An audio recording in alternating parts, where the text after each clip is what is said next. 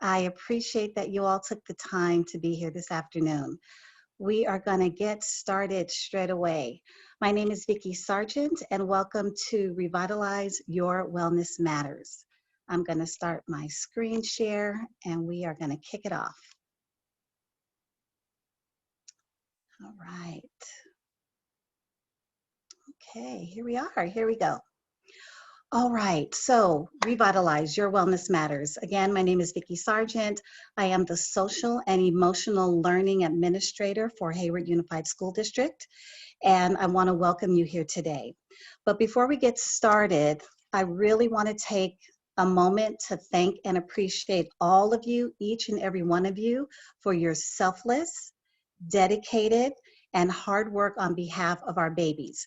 So even though they might be in the 12th grade, they're still our students. I still consider them our babies.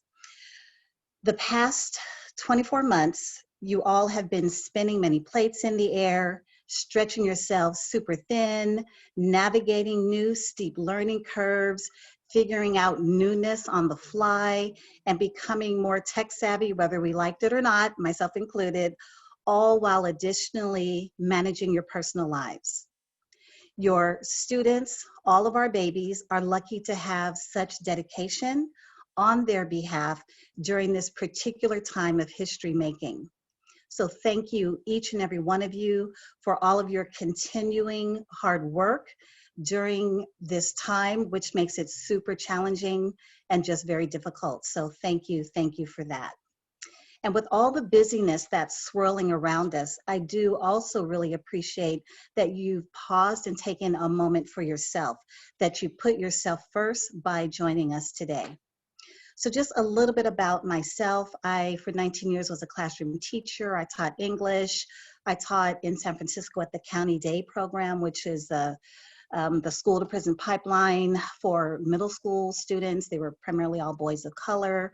I was a restorative practices coach in San Francisco Unified. I taught in Fremont at Irvington High School. I taught on the peninsula at both Mills High School and also Peninsula Continuation High School in San Bruno. I then went to Hayward, where I was an administrator for a couple of schools, and now I am the Social and Emotional Learning Administrator on Special Assignment. Is the longest title ever. So again, thank you all for being here. So I'd like for you to just think right now as you enter this space, what is your stress level? So on a scale of 1 to 10, 10 being the high, 1 being the low, can you just share please in the chat how you're entering this space in terms of what is your stress level right now? And now, because I'm on full screen, I can't really see. Can't fully see the. I'm seeing some 6s, a 7, an 8, a 7.5, some more 8s trickling in. We got some with a 1, which is great. Yay. A 6, some 4s.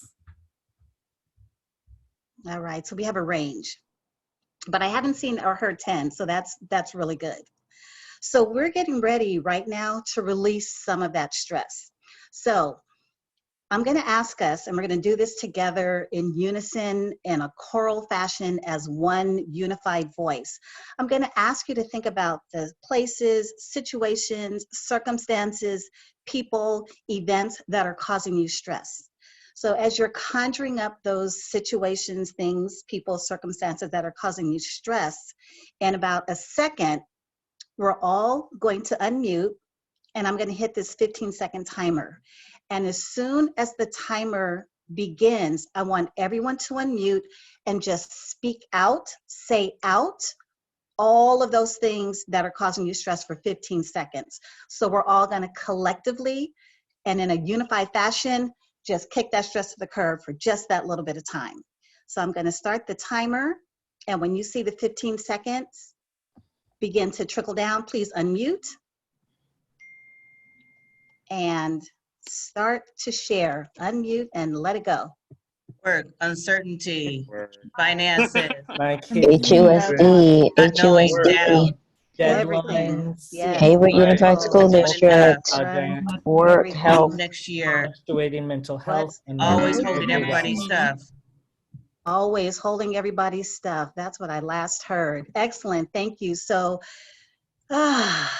there's a little bit of release there.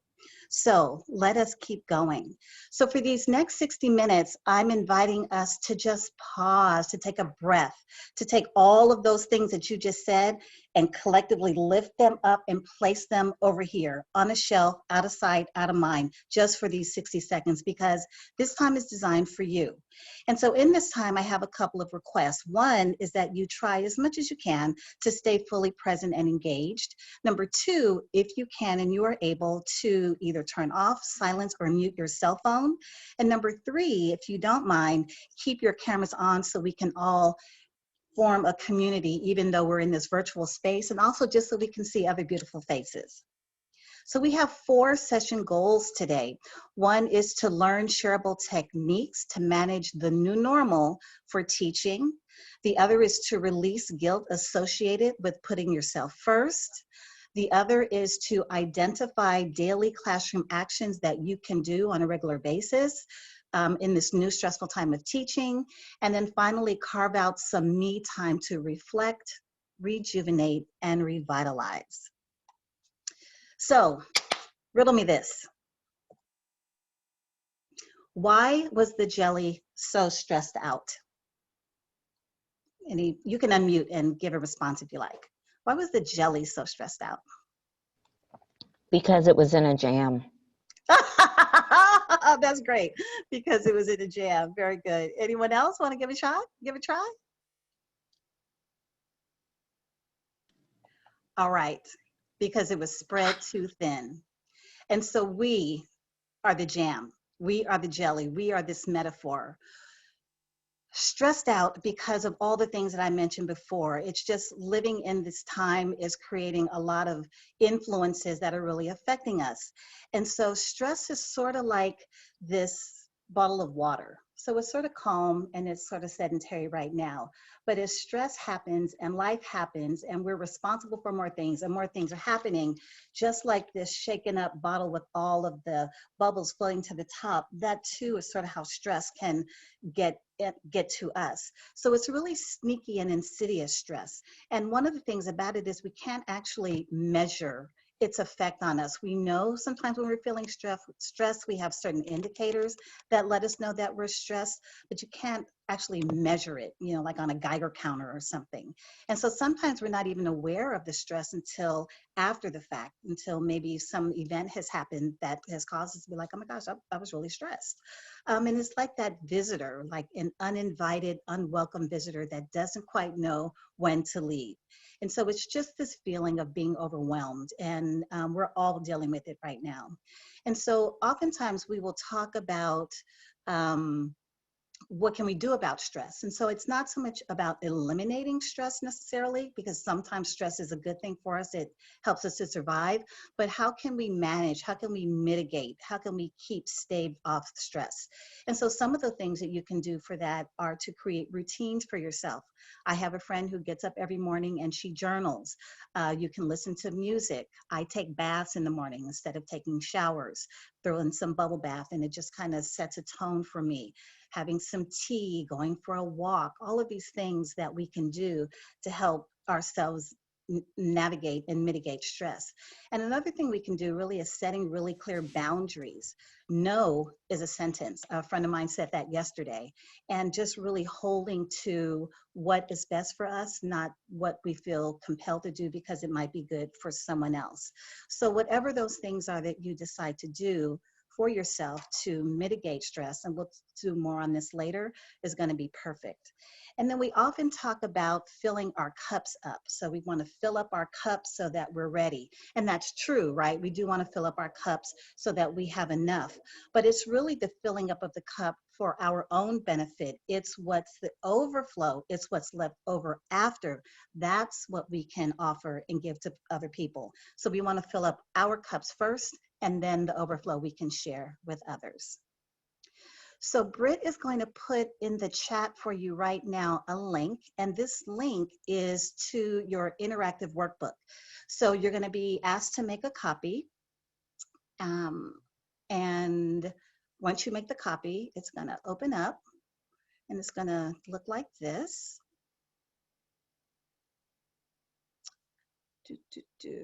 And so this is your personalized copy. So you'll see the activities that we're going to be doing today. Everything is contained here, even though it's not fully loading yet. Everything is contained here in your interactive workbook. There we go.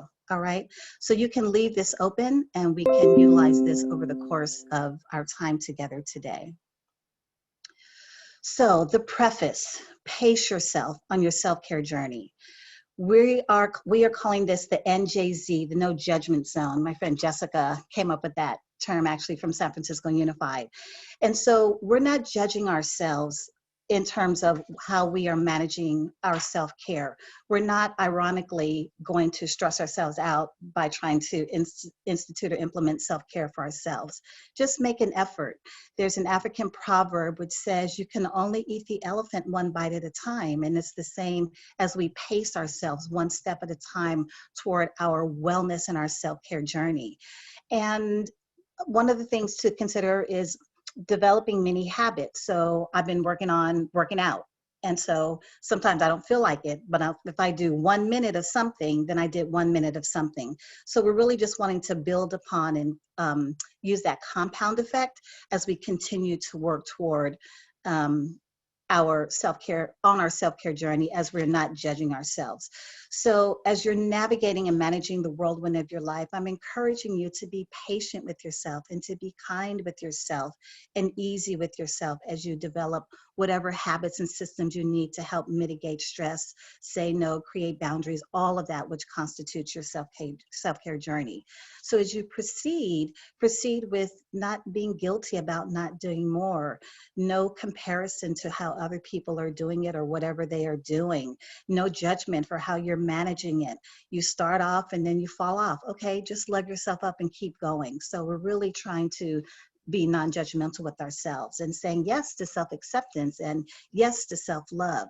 So after these 60 minutes, working on creating your own NJZ, your own bubble as you navigate the activities for yourself as you work toward your self-care journey. So we're going to do a breathing exercise. Some of you may be familiar. It's called the 4-7-8 breathing technique. It's also known as a natural tranquilizer of the nervous system because when we take in air into our lungs, it helps have a calming effect on the body. And so this 4-7-8 breathing technique you can do in your classroom, you can do for yourself if you're feeling anxious, if you can't sleep, if your students are worked up. This is an easy technique that's always available, that's really easy to do. So it's breathing in for 4, holding for 7, and then exhaling out through the mouth for 8. So let's do 5 of them together. I'll count the first 2, and then the last 3 you'll just do on your own. All right, so breathe in for, okay, I'm sorry, wait. So if you got stuff in your hands, you want to place it down. And if your legs are crossed, you want to uncross them and put your feet on the ground and just get comfortable in your seat. You don't really have to do much other than that. So I'm just going to give a second for that transition to happen. I see somebody stretching her neck, something I need to do. Thank you, Diane, for that. I think I know you, Diane. Yes, okay, nice to see you, my friend. All right, so we're going to breathe in for 4, hold for 7, and out for 8. So in for 4, hold for 7, and exhale for 8.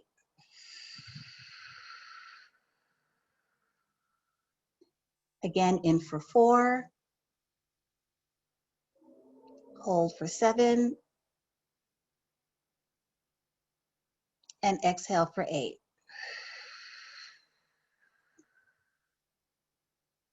Three more times on your own.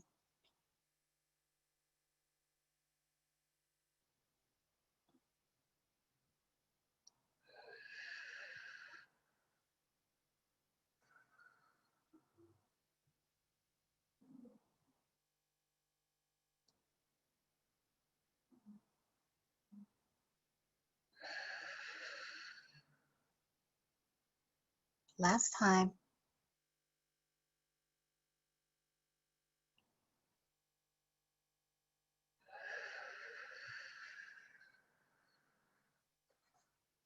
All right, thank you for indulging that.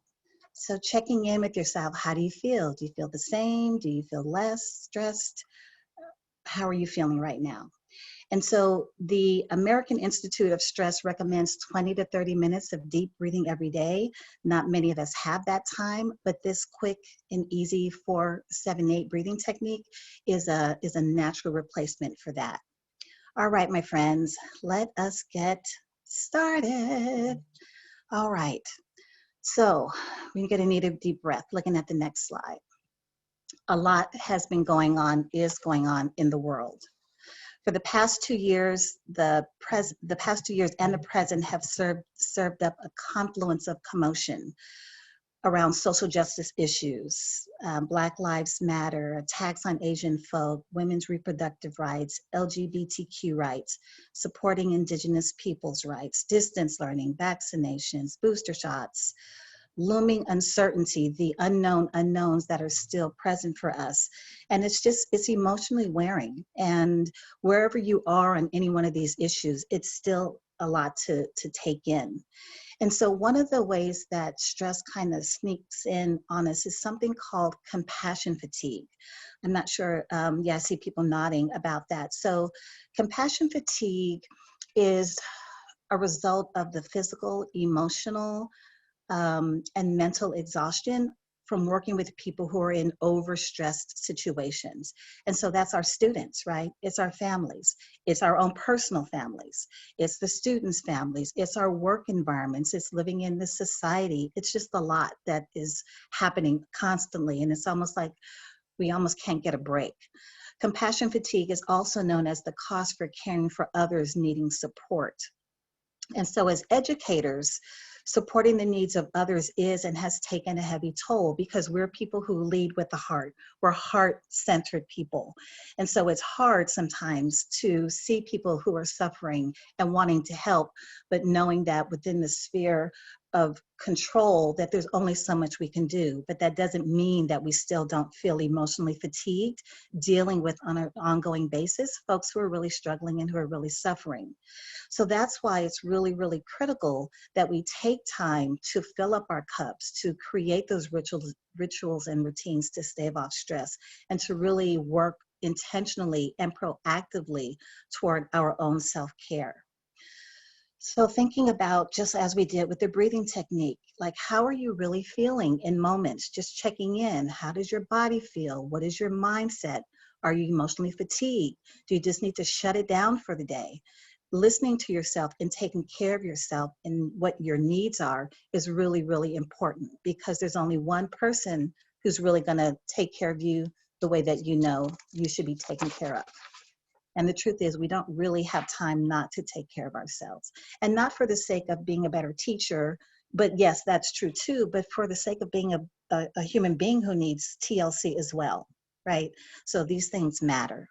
So some of the symptoms of compassion fatigue are feelings of guilt or feelings of shame or not being able to do enough or feeling powerlessness. Sometimes we can't sleep.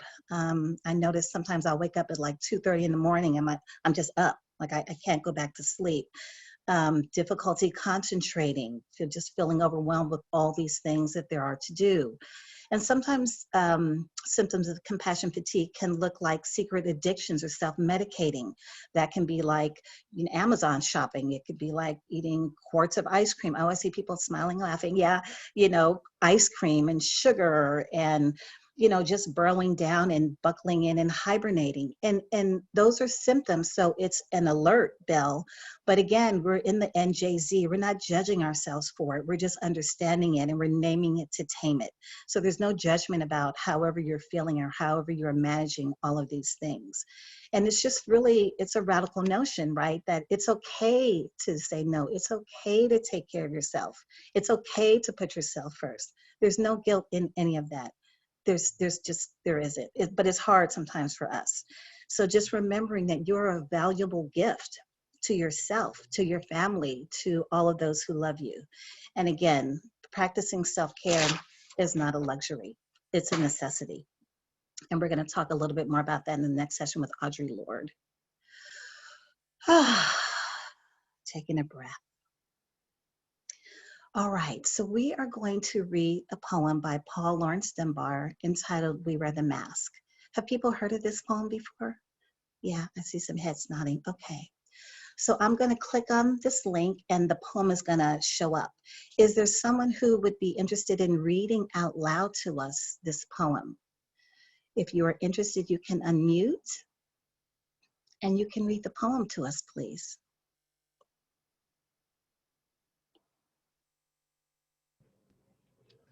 We Wear the Mask by Paul Laurence Dunbar. We wear the mask that grins and lies. It hides our cheeks and shades our eyes. This debt we pay to human guile. With torn and bleeding hearts we smile, and mouth with myriad subtleties. Why should the world be overwise in counting all our tears and sighs? Nay, let them only see us while we wear the mask. We smile, but O great Christ, our cries to thee from tortured souls arise. We sing, but oh, the clay is vile beneath our feet and long the mile. But let the world dream otherwise. We wear the mask. Excellent. Thank you for reading that so beautifully. Okay, so we are getting ready now to go into breakout rooms. And so you'll have about 4 to 5 minutes. And here are the prompts. What are some things you are or have been holding? What mask are you wearing, if any mask at all? And sometimes we smile. And so what is something behind the smile you smile, if anything at all? So you can talk about any one of these prompts. You can talk about none of these prompts. Is completely and totally up to you. So I'm going to, at this time, please put the poem up again? I feel like I didn't have enough time to internalize it, and I could screenshot it, so it doesn't have to be long. Yeah, I absolutely can. Hi, Ed. And so it's also in your workbook. But okay, great. I can do that. Okay. Okay. Is that all right with folks? Okay. Perfect. All right. So let me do that, and then I will put the questions in the chat for you as well. All right. So I'm going to create breakout rooms. We are 45. Okay. We're going to do 13. Okay. Let's do that. All right. You are whisked off into your breakout rooms, and I will, yes, put the link. Yes, I will, William. Okay. See you all soon.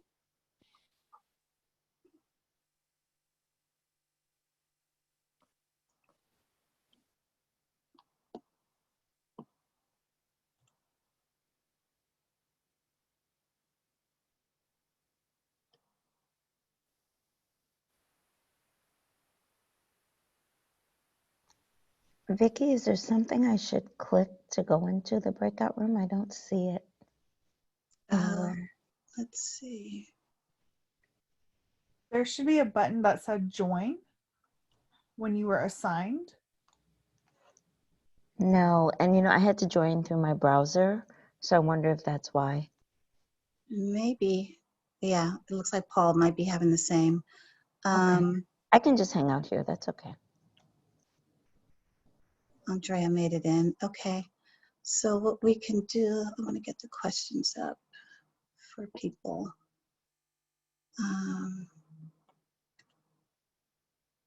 What's going on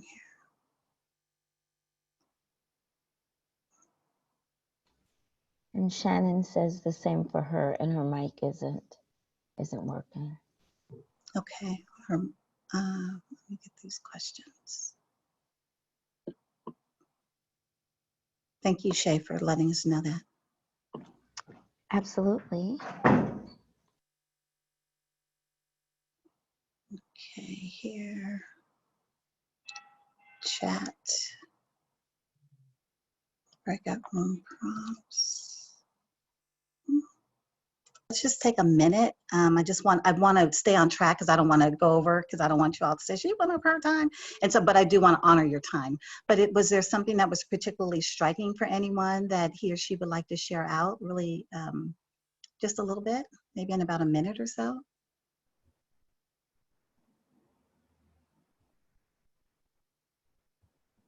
think everyone just feeling exhaustion from all the different factors going on at the same time. And it just, it adds up. And some days are better than others, but it's just a lot of things going on right now that it just physically, mentally, emotionally, you name it, it's exhausting the last couple of years for certain. Yeah, absolutely.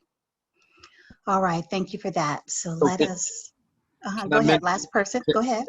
I just want to mention one thing that really struck me, and it struck me, and I said it, but the mask that I have as an African American, I think I have to wear a mask daily because things change, situations change, people change. And I think my mask comes off when I'm more comfortable with people I'm around. Yeah, that makes sense. Yeah, thank you for sharing that. That makes total sense. Okay, I'm going back to screen share. Thank you all for sharing and being vulnerable and speaking up for what's really here for you. That's self-care right there, right? Saying what's self for you and not pretending and not hiding and not wearing the mask. Okay, so we are now getting ready to talk about what are some things that we do to help reduce those stressors, right? What are some things we do? Like I mentioned, the routines and having boundaries, filling up your cup. So inside of your workbook, you'll see this link to a Padlet. And if you click on that, and then here you go to the bottom right, let me move this so you can see, to the bottom right, lost it here, let me do it again. The bottom right of the Padlet is a pink circle with a plus sign. And so if you click that, you'll be able to write on and type into this Padlet. What's going on right now? Okay, I don't see the pink sign. I have to move this over. All right, so you can share with us, here's the pink sign. And you can type in, let's say you go walking, like that's a thing that you do for self-care. And then you hit publish, and then it will populate inside of the Padlet. So let's just take a few minutes and share with each other some things that you do to help mitigate and reduce stress.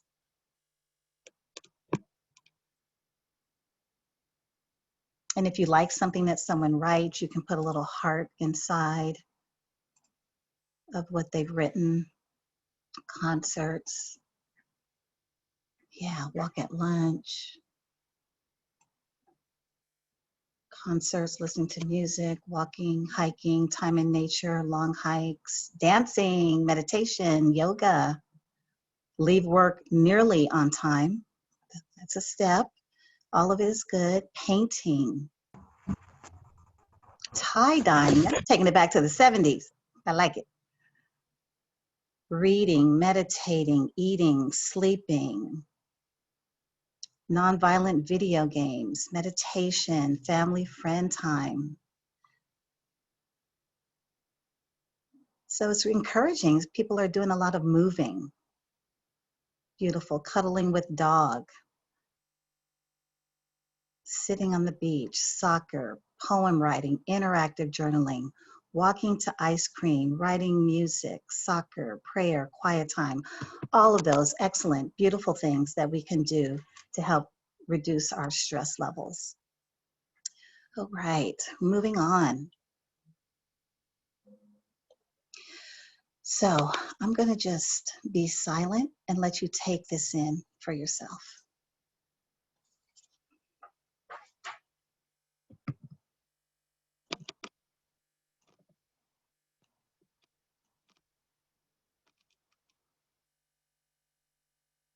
So just remember that your wellness and you matter. There is nothing to feel guilty about when you put yourself first and when you take care of yourself. So over the last couple of years, and even before that, there was a lot of conversation about self-care, and it became really cliche to me. And then I started, I was like, self-care, I was like fussing about it. But then I just stopped and I thought, well, really self-care is an act of self-love.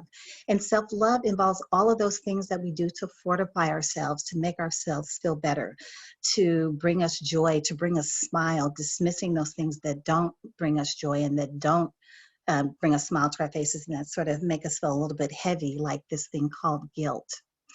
And so we're going to watch now a video. It's about 3 minutes long of some other beautiful teachers talking about what they do for self-care.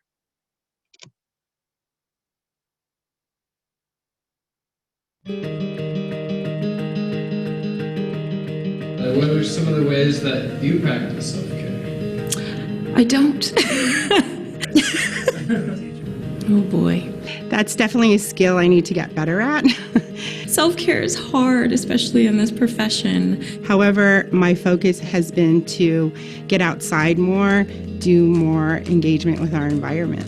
I'm cranking up the tunes in the kitchen. I'm cooking something delicious for my family. There is more to life than just work, even if you really enjoy your career a lot, like we do. I don't grade papers at home. I don't check my email very much at home, and I'm a better teacher when I have established healthy boundaries with work and leave work at work. So one of the ways that I practice self-care is being able to say no. Sometimes you have to be able to take a step back and refresh before going on to that next project. 1 minute meditations. I just close my eyes, take a deep breath, and try not to think too much about what happens. And when I open my eyes, I feel much better. Try to turn your brain off and let it be quiet sometimes. Disconnecting from technology and distractions and spending time with the people that I love the most. Before you assist others with the oxygen mask, assist yourself first. I like to exercise and be with my family, but yeah, assist yourself before assisting others. I think it's really important to give myself the time to be creative. Even actually really digging in and researching is creative for me. I play piano in the evenings. I read a book. I try to take time that is both being still and also being active. Spending time in prayer, practicing yoga, or even spending time outdoors, like going boonie stomping around the jungles of Guam. Fresh air and movement are key to restoring my sanity and perspective. I get up before anybody in my family when it's still dark outside, and I go to the gym on some mornings, or I go just sit and have some quiet time to myself. Or I am going for a walk, or I'm reading a book, or I'm taking a nap on the weekend. I practice self-care by traveling. Sometimes it's good to get out of our bubble. My best mode of self-care is to learn from my students. I've learned patience, I've learned empathy, I've learned the latest dance move. To reach out to other teachers, share experiences, and have somebody to bounce ideas off of. It rejuvenates you and helps you reignite that passion for teaching. Okay, thank you. Thank you, thank you. All right. Okay, so something to think about and contemplate. What resonated with you as you watched the video? And what would help you be more consistent with acts of self-care, self-love? So we're going to move into another activity, and to set us up for that, we're scaffolding now, right? I want to talk a little bit about social emotional learning. And so I know many of you are familiar with it.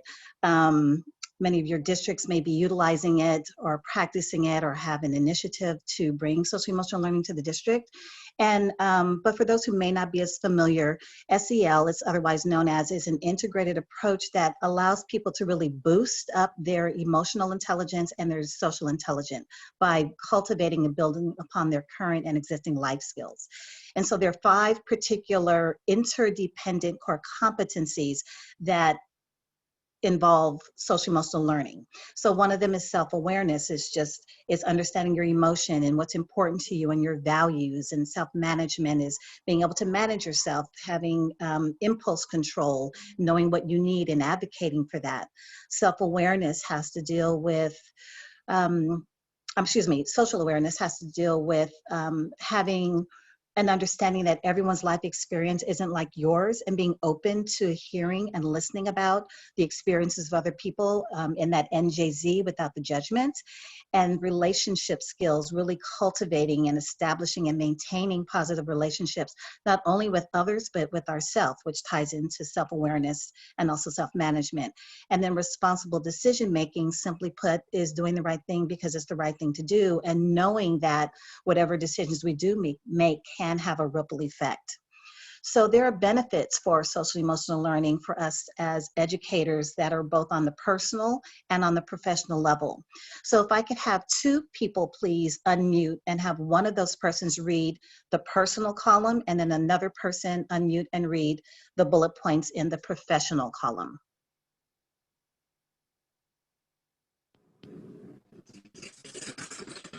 Sure, I could do it. Can you hear me? Thank you, sir. Of course. My name is Rod, he, him, his, from the Youth Leadership Institute in San Mateo. For SEL Benefits for Educators personnel, bolsters interpersonal skills. We have sharpened self-awareness and self-control. Then we also have fosters patience, empathy, encourages healthy communication. And last but not least, we have regulates emotions, reduces burnout. So Rob, which one of those most stands out for you?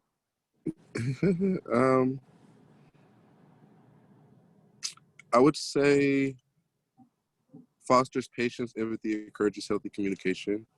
And I say that because in my field of work at the Youth Leadership Institute, we do work with a lot of youth and getting them involved with civic engagement. So getting them involved with like local policy, and that takes a lot of patience. It takes a lot of understanding the community, and we do as youth-led action research with them. So it definitely falls into like understanding your social determinants of health, which surround you, understanding, having empathy, having compassion, encouraging how to foster healthy communications within your local government. How do you build those skills, those connections, and so forth?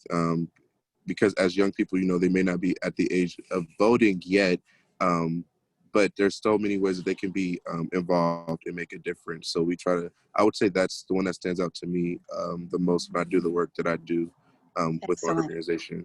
Excellent. Thank you, sir. Thank you for sharing No so problem. thoroughly. Another volunteer, please.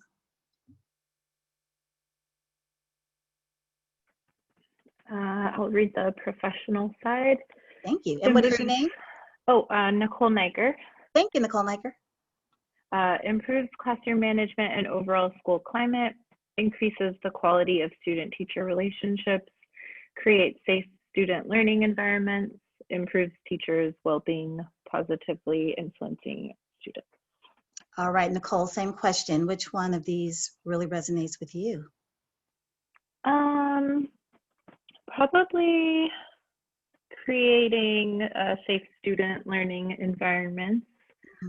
We always want, you know, our students to feel safe, you know, physically, emotionally, and just let them know that like school is a safe place for, you know, to have feelings and all of that.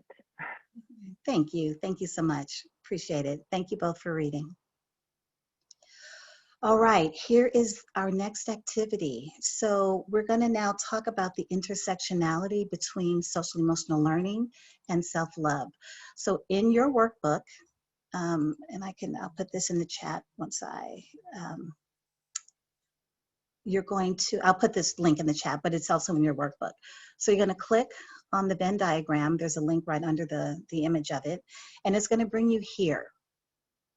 And once it loads, it's going to show a Venn diagram. On the left is going to be the 5 social and emotional competencies that we just reviewed. And if it's new and you don't have them memorized, don't worry about it. It's no judgment zone, right? We're being easy with ourselves. So we have self-awareness, being aware of yourself, being able to manage ourselves, being aware of the social dynamics where we are, building relationship skills, positive ones that we can sustain, and making responsible decisions. And if you look, of course, on the far right, you'll see self-love actions in the classroom. So bio breaks, for those of you who teach secondary, you know, those 5 minutes we want to greet our kids at the classroom, but that is an act of self-care, using that time to take a bio break. Sometimes as teachers, we have to pivot and reorganize a lesson in the middle. Sometimes, you know, connecting to that compassion fatigue, we have to put away the cape and just know that within the sphere and circle of influence, there's only so much we can do. Taking brain breaks regularly, just taking a pause, watching kitten videos or corny jokes, and there's a whole bunch of corny jokes for you in your workbook. And also remembering the importance of connection over content. We know that when students feel connected, their brains relax, their brains get ready for learning, and we can really lean in, and just remembering that urgency to try to get students caught up with what they may have missed over these last 24 months is important, but the connection over the content is also really important. And then if you look here in the middle, you'll see the overlap between these two worlds. So one thing that's true for both self-love actions in the classroom and the 5 competencies is being present in the moment, because all we have is right now. We don't have 5 minutes from now. We don't have 30 seconds from now. All we have is this minute right now. Modeling for students and your peers, being vulnerable, and really working on those boundaries and the intentional work-life balance. So when you double click on the right, and then you click again, you will be able to type in whatever it is that you would like to create for yourself as self-love actions in the classroom. So you can erase any of these, you can keep any of these. This is your document. You can do with it what you please, but sit for a few minutes and think about what are some self-love actions that you can take for yourself in your classroom. If you work at the district office, if you work at some auxiliary place outside of the school or the district office, what are things that you can do in your workplace? And then if you double click here in the center, you'll be able to also make some edits there.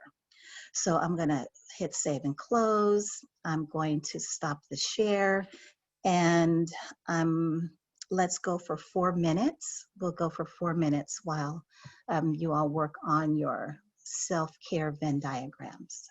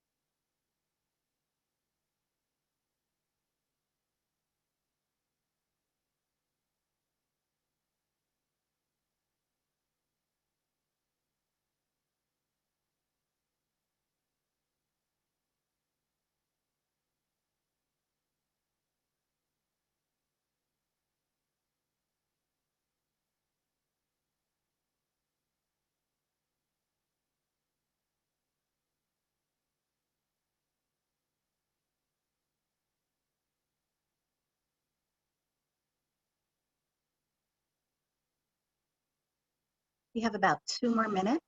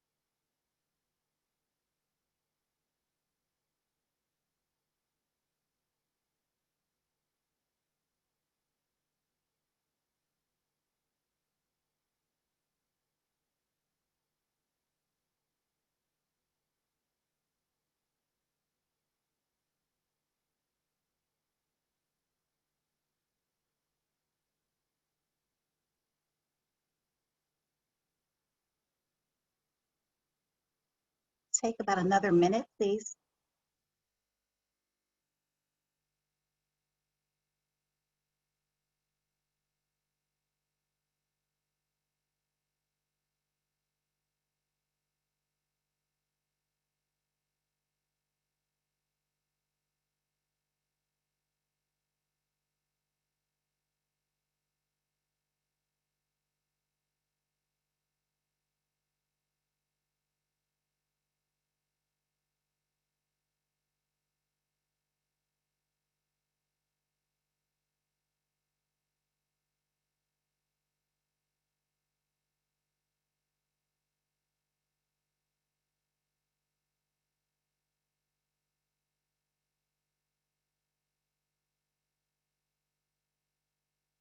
Okay, my friends.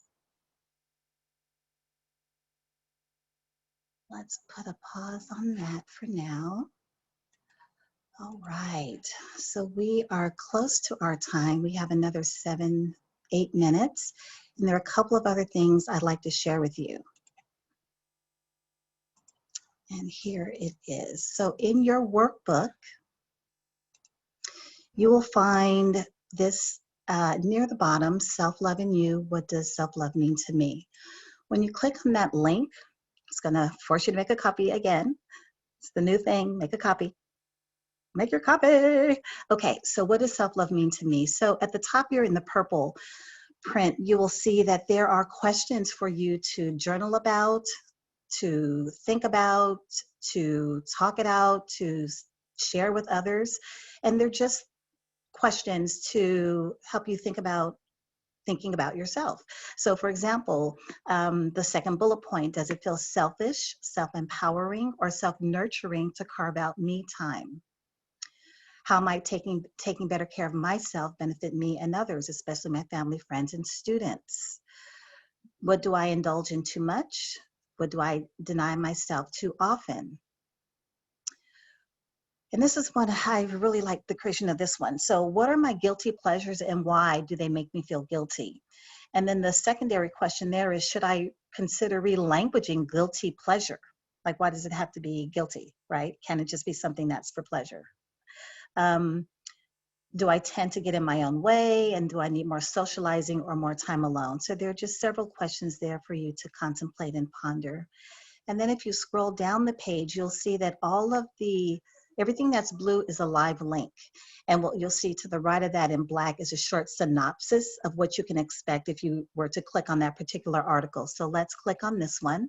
How burnt out am I? These articles, Paul's like, yeah, Paul's like doing all this. I see you, Paul. These are from Mindful Teachers. And this one is a 10-question quiz. It's very simple. So questions like, in my free time, I A, B, C, or D. how do you feel after a really rough day? I'm glad this is over. B, I wish I didn't have so much work to do tonight. C, I wonder if this job is worth all the hassle. D, I can't take many more days like this. And so it asks you a series of questions. And once you answer the questions, and remember, it's NJZ, there's no judgment about whatever you say. And I also am thinking about this too. I want to go back to compassion fatigue.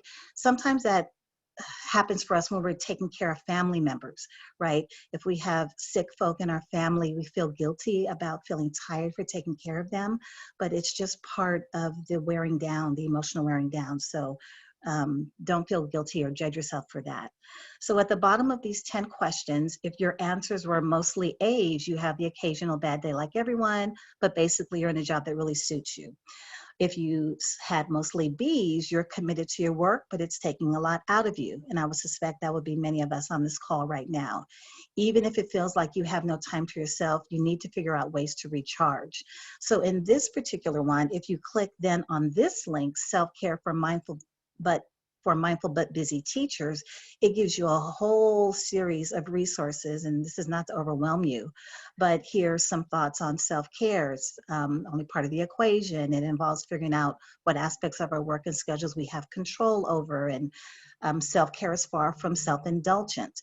So it gives us more links to click on, more resources to tap into. So that is there for you as well.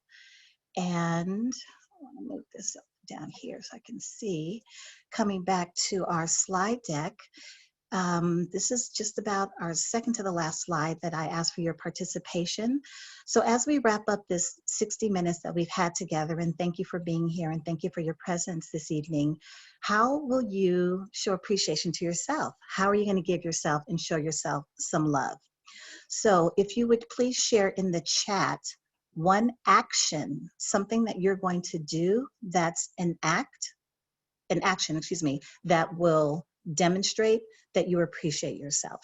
So what is something that you're going to do for you and you alone because it's just going to bring you joy? It could be buying yourself a bouquet of flowers. It could be taking a long bath. It could be going to a coffee shop and having some tea and reading. It could be being by yourself. It could be escaping and taking a drive for an hour and coming back. Whatever that is for you, please write in the chat the one thing, at least one action that you will take to show that you appreciate yourself. Okay.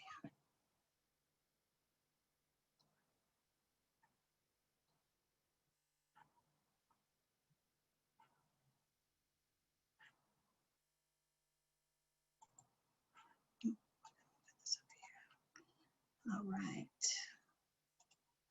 Chat. All right. So we have exercise, take a short walk, being present, going for a run, going to do DoorDash instead of cooking dinner for the family.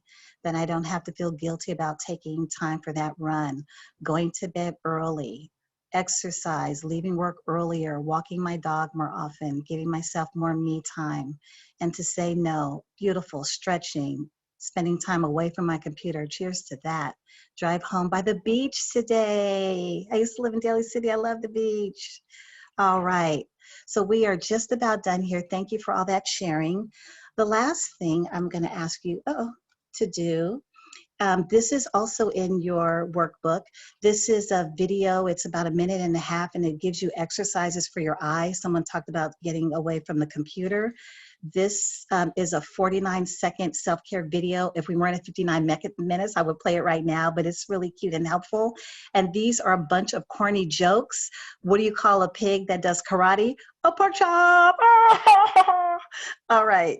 So as we end our time today, if you could please put in the chat, what is your level of stress after the session? And just compare to see if it's the same, lower, or higher than what it was when you started this session 60 minutes ago, almost 60 minutes ago. And then finally, this is our very last slide. This is our feedback form. And so Britt, are you able to put this link in the chat for people? Why you want to fill out this feedback form is because some lucky winner is going to get a jersey signed by a Warriors player. who fills out this feedback form. So I'm going to fill out like 7 myself. No, I'm joking. I'm not going to do that. But it is anonymous, so do know that. So the next sessions of Revitalize Your Wellness Matters is next month, March on the 15th, and then on April 26th. So thank you all for your time. It is exactly 60 minutes. Whew, we did it. So thank you all. I so appreciate that you came, that you spent this time with all of us, but mostly that you honored yourself and that you showed up for you. Thank you for taking care of yourself. So I'm happy to stay around. If anyone has any questions, you're free to chime on in. You can unmute. We can do that collective sigh like we did at the beginning where we release all that stress. So you're welcome to do whatever you need to do for yourself at this time. So once again, thank you all so much for coming. Thank you. Yes, Thank you. Please, you're welcome. And please fill out the feedback form. See you later, Diane Thompson. Bye, Joy R. Thank you. Hi, how you doing, friend? Yes, thank you, Paul. Thank you, Joel. Thank you, Ed. Thank you, Maddie. Thank you, Orlando, Nick, Demetrius.